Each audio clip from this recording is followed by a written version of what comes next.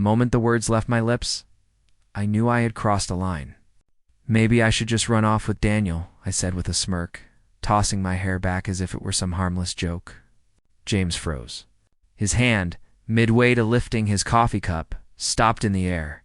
His eyes, those warm hazel eyes that had watched over me for 12 years, darkened like a storm brewing in silence. "You think that's funny?" he asked, his voice steady but sharp. The laughter died in my throat. "James, it was a joke." I didn't mean, but he stood, pushed the chair back with a screech, and walked toward the door. No slammed fists, no screaming, just a quiet, deliberate retreat that felt far more terrifying. That was the last time I saw him. The unraveling. James and I weren't perfect. No marriages, but we had history. Late-night drives, the tiny apartment where we built our first life together, the scar on his chin from when he tried to fix the leaky sink and slipped. He was steady, loyal, and always there. Maybe that was the problem. I had grown restless. Restless in ways I didn't want to admit, even to myself. Daniel, my coworker, wasn't anything special. Tall, charming, too flirtatious for his own good. But he made me feel seen in a way James hadn't lately. Or maybe I just convinced myself of that. So when I dropped his name into that reckless joke, I didn't realize I was holding a loaded gun. James didn't come home that night, or the next. His phone went straight to voicemail. His car wasn't in the driveway. His clothes still hung neatly in the closet, but it was as if he had vanished into thin air. At first, I told myself he was cooling off, that he'd be back once the sting of my words faded. But days turned into weeks, and with each sunrise, the weight of what I'd done grew heavier. A note. 3 weeks after he left, a letter arrived. No return address, just my name written in his familiar slanted handwriting. With trembling hands, I tore it open. You think it was a joke? Maybe for you it was. For me, it was a mirror showing me the truth I'd been too afraid to face. You don't respect me. You don't love me. You don't even see me anymore. So, I'm making it easy for you. Consider me gone. Don't look for me. The words blurred as tears streamed down my face. He wasn't bluffing. He wasn't at a hotel. He wasn't waiting for me to apologize. He was gone. And the terrifying part, he meant it. The guilt. Everywhere I went, I saw him. At the grocery store, I'd reach for his favorite cereal before remembering he wasn't there to eat it. At night, I'd roll over, expecting his warmth, only to find the cold, empty sheets. Friends asked where he was. I lied at first, saying he was traveling for work.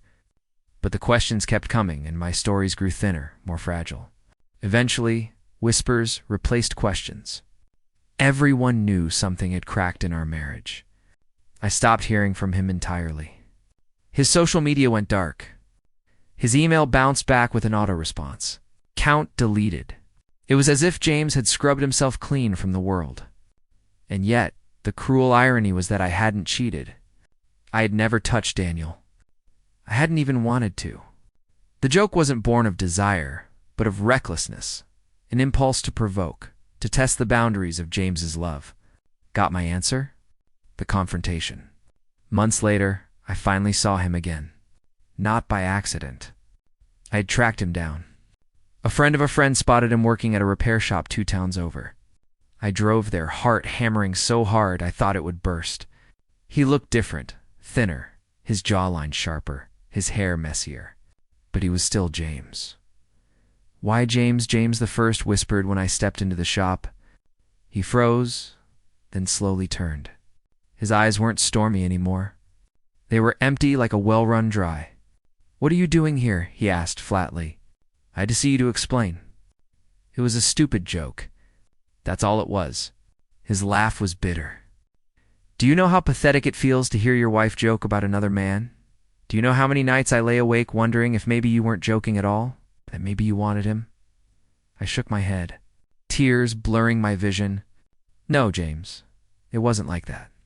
I swear to you, there was nothing between us." "But there could have been," he said, stepping closer. "And the fact that you even dangled that in front of me, it told me everything I needed to know." My knees buckled. "Please don't do this. Don't throw everything away over one mistake. He stared at me for a long time, then shook his head. It wasn't one mistake. It was years of being taken for granted. That joke was just the final nail. And just like that, he walked away again, leaving me standing in a cloud of grease and sawdust, sobbing like a child.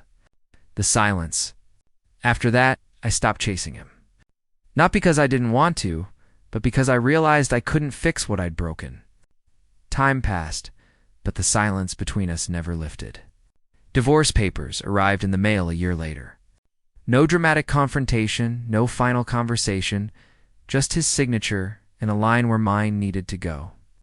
I signed my hand trembling so violently the ink smudged. People always imagine betrayal as something physical, an affair, a kiss, a hotel room. But betrayal can be smaller, quieter. It can be a careless word, a thoughtless laugh. A knife slipped between ribs without even realizing you were holding it. I didn't cheat on James, but I betrayed him all the same. I think about him every day where he is. If he's happier without me, if he found someone who makes him feel valued. Sometimes in the quiet of night, I whisper his name into the dark, hoping maybe he can feel it wherever he is. But the truth is, he's gone, and I was the one who pushed him away. All because I couldn't resist a joke that wasn't funny. The last time I ever saw James was 2 years later across the street at a cafe. He was laughing, genuinely laughing with a woman I didn't recognize.